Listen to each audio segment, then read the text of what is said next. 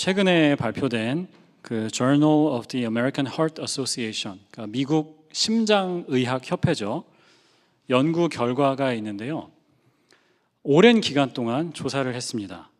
마이크로 플라스틱이라고 하잖아요. 미세 플라스틱 농도가 높은 바닷가 근처에 사는 사람들하고 그 사람들이 가진 질병의 연관성에 대해서 조사를 했어요. 밝혀낸 것이 뭐냐면 그 플라스틱 농도가 높은 바닷물 근처에 사는 사람들은 당뇨, 그리고 심혈관계 질환, 뇌졸중을 앓을 확률이 더 높다라는 거죠. 그래서 타입 2 다이어비티스, 그러니까 2형 당뇨병의 경우 플라스틱이 많은 지역에 사는 사람들은 그렇지 않은 사람들에 비해서 18% 정도 더 많이 발병을 했고요. 심혈관계 질환도 artery 이런 질환들이죠. 7% 더 높았고요. 스트로크, 그러니까 뇌졸중은 9%가 더 높았어요.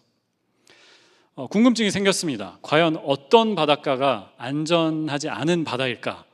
그래서 조사를 해보니까 그 멕시코만 있죠. 이제 미국만이라고 불러야 되나요? 그 Gulf of America, maybe. 네. 그 멕시코만 하고 그 대서양이 있는 그쪽이 마이크로 플라스틱 농도가 높답니다. 태평양에도 있긴 한데 그쪽만큼 높지는 않고요. 여러분 긴장하십시오. The Great Lakes, 그러니까 레이크 미시건도 플라스틱 농도가 굉장히 높다라는 거죠. 어제 찾아봤습니다. 저희 집에 그 워터 소스가 어디냐? 레이크 미시건이더라고요. 다행히 마시지는 않지만 그 물로 저도 잘 씻고 있고 저희 그릇도 그 물로 씻고 있어요.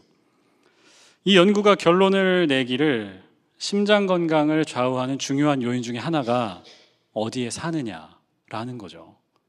마이크로 플라스틱으로 오염된 땅에 사는 사람들은 이런 질병들을 더 가질 확률이 높다라고 했어요. 계속해서 민수기 말씀을 묵상을 하고 있습니다.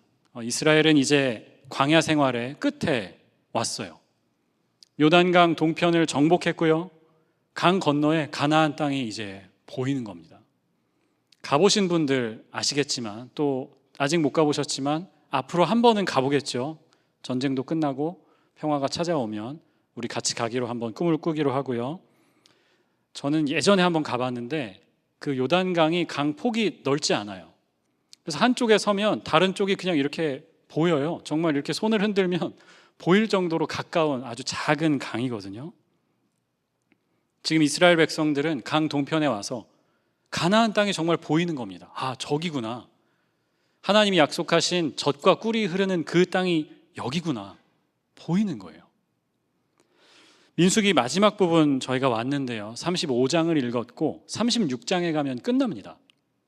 근데 이 마지막 부분에서 가장 중요한 주제가 뭐냐면 땅을 분배하는 이야기이죠. 광야 생활은 끝났고 이제 곧 강을 건너서 가나안 땅에 들어갈 텐데 그 땅이 경계가 어딘지 동쪽에서부터 서쪽까지, 남쪽은 어디까지, 북쪽은 어디까지 하나님이 정해주시고요. 지파별로 하나님께서 나눠주십니다. 그리고 각 지파 안에 가족들이 있잖아요. 그 가족들에게 땅을 나눠줄 책임자가 누구냐 하나님이 정해주세요. 그래서 여기도 되게 지루한 리스트가 나오는 대목이죠. 오늘 함께 읽은 35장은 특별히 레위인들에게 주신 땅입니다. 어느 지파에서 어느 성읍을 레위인들에게 준다라고 약속을 해주시고요. 도피성이라는 이야기가 나옵니다. 레위인들이 사는 그 성읍 안에 영어로는 Cities of Refuge이고요. 도피성을 두라는 거예요. 억울하게 죄를 짓긴 했지만 억울하게 처벌을 받을 위기에 있는 사람들이 여기로 가면 처벌을 면할 수 있는 그런 장소였습니다. 한국 역사에도 비슷한 것이 있었어요. 삼한시대, 여러분 기억하십니까? 마한, 진한, 변한이라고 삼국시대 훨씬 이전에 있었죠.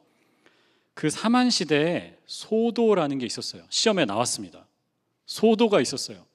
소도를 다스리는 제사장 이름이 천군이라는 사람이 있었고, 말하자면 예배하는 데죠. 제사를 드리는 장소가 소도였는데 이 소도가 예배 장소였을 뿐만 아니라 도피성의 역할도 했었어요.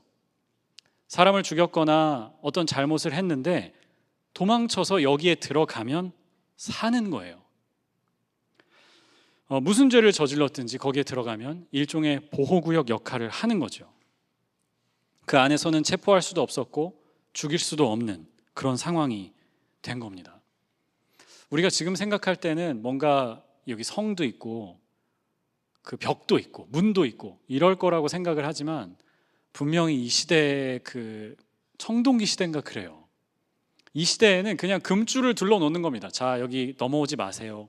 이렇게 해놓고 고작해야 나무 엮어가지고 울타리를 세워놓으면 그게 이제 예배 처소가 되는 거죠. 그러니까 말하자면 도망간 노비가 있다고 생각을 해볼게요.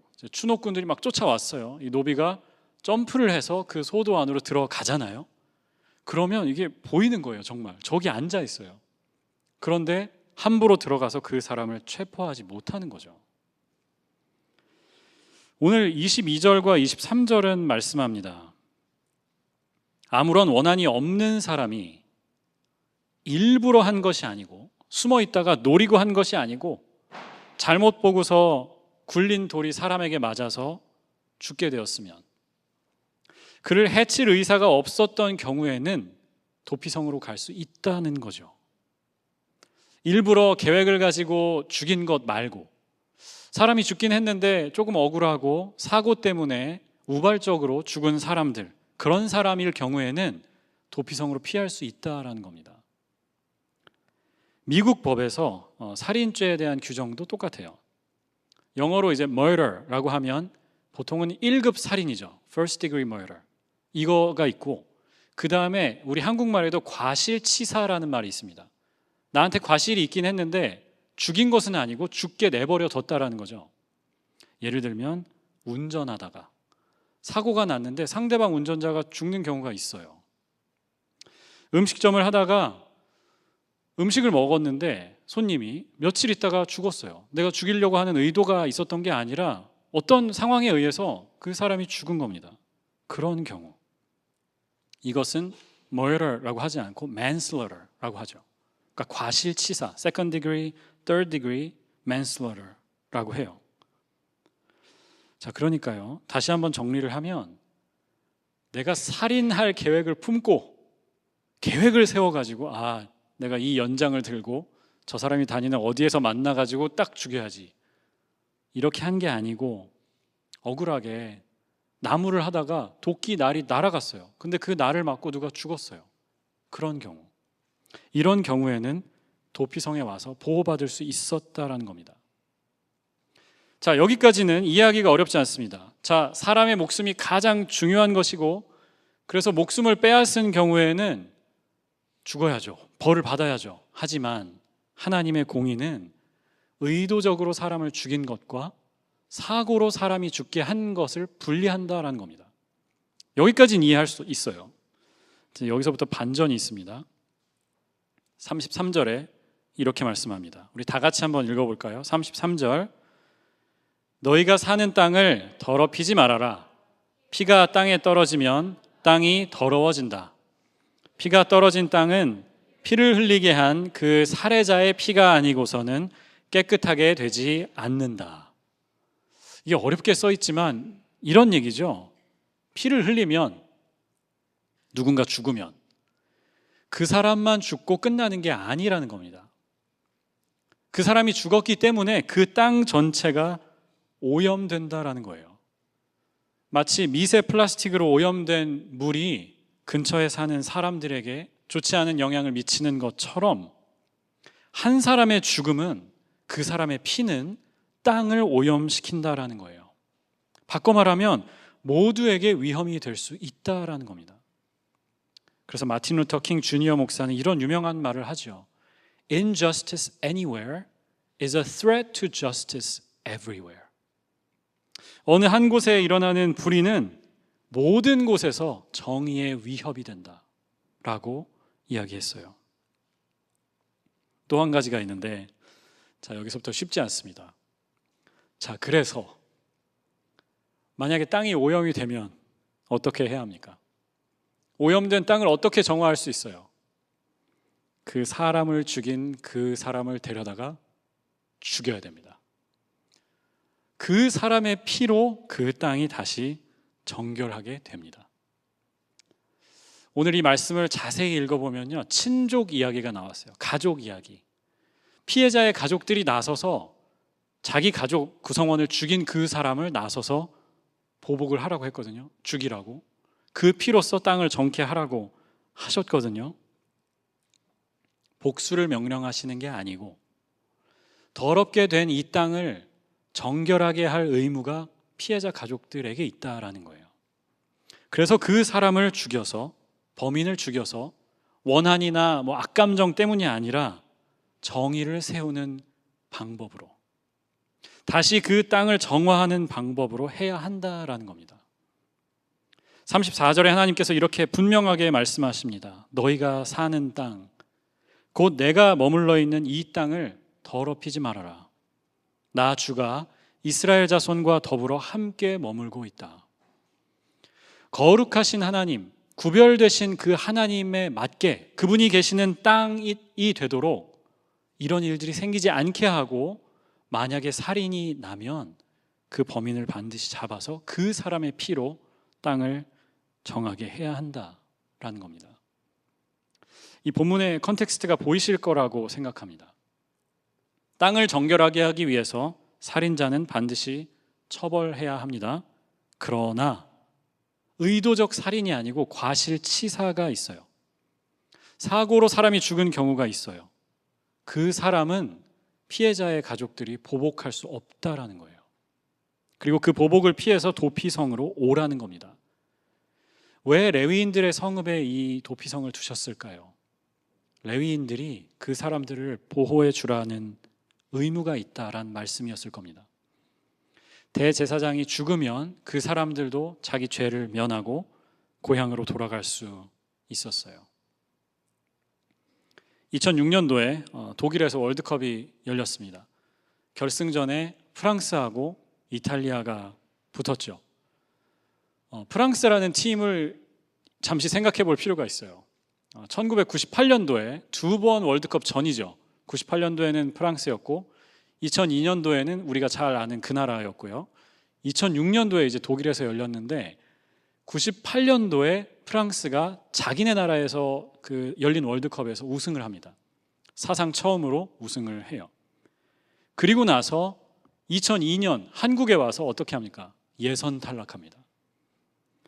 그리고 이를 갈고 준비를 해서 2006년에 독일에 가서 결승까지 가요.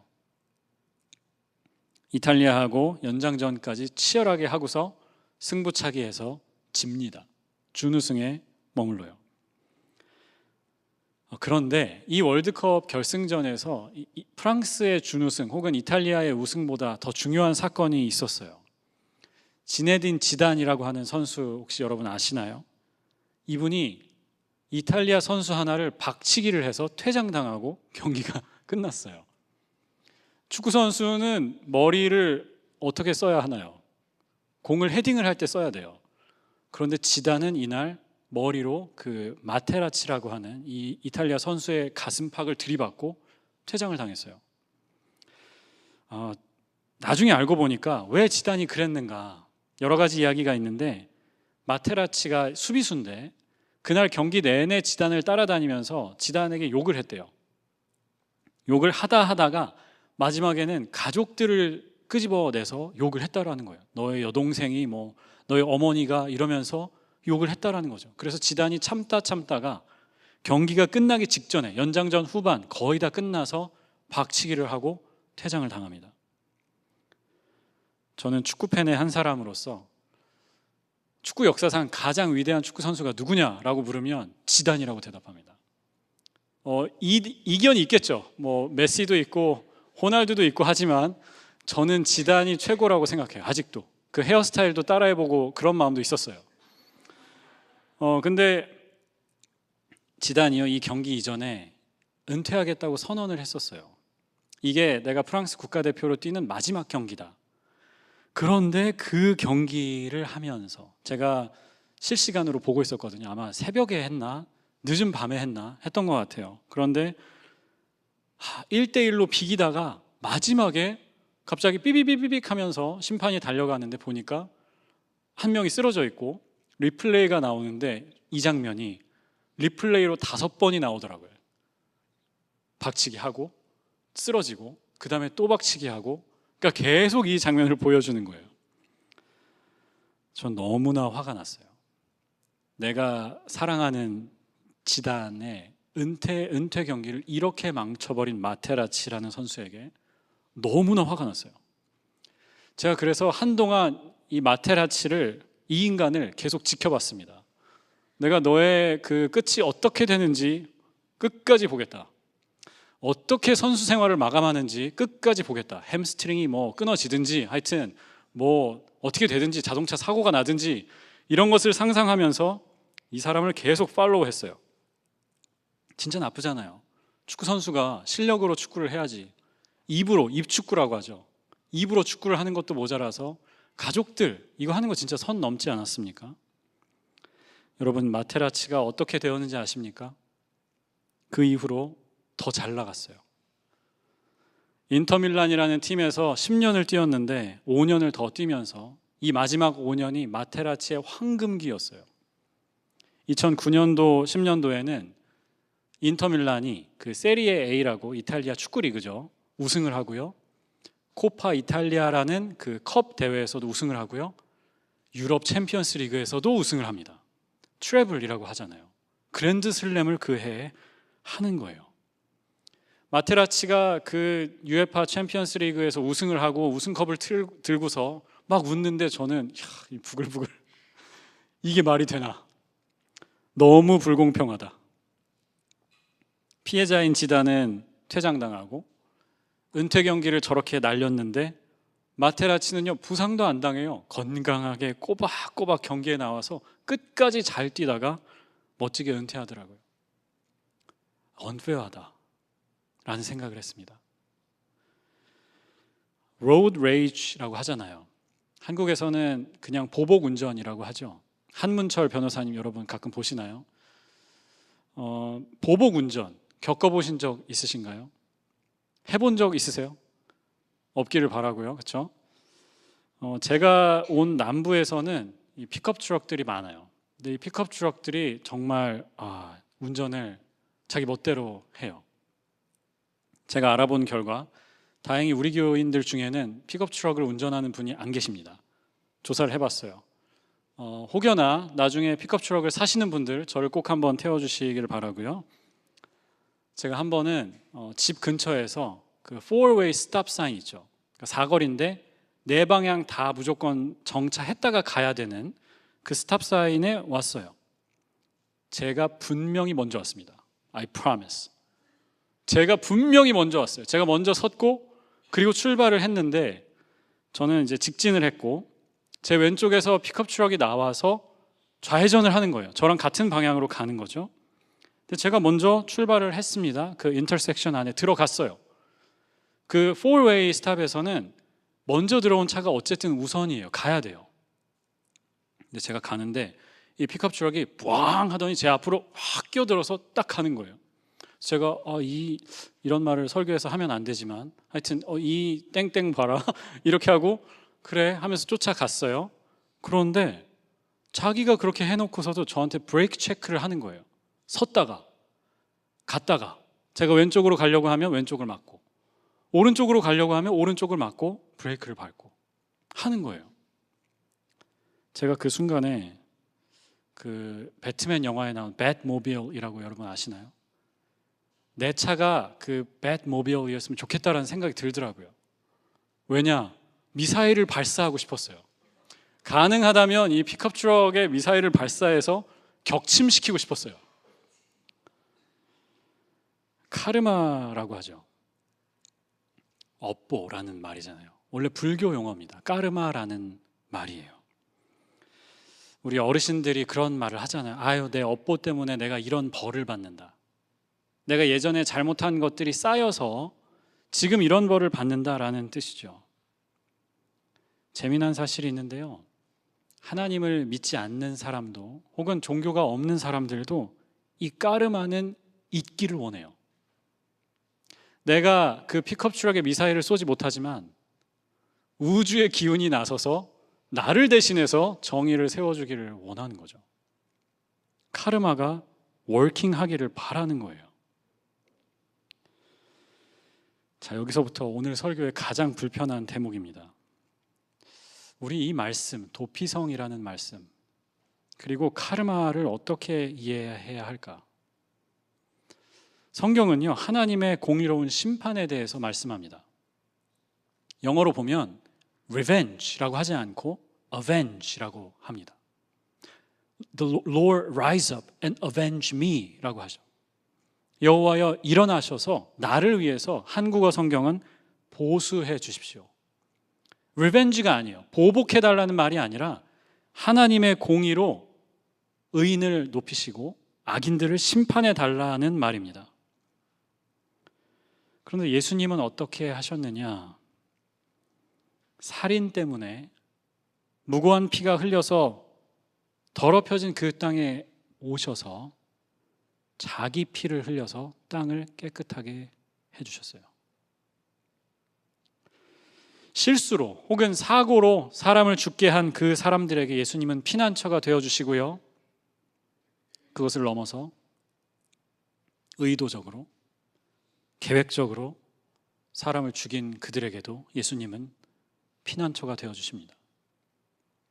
예수님은 그들을 용서해 주시고 그들이 바뀌기를 바라세요. 우리 마음속에 억울함이 있어요. 분노가 있어요. 울분이 있어요.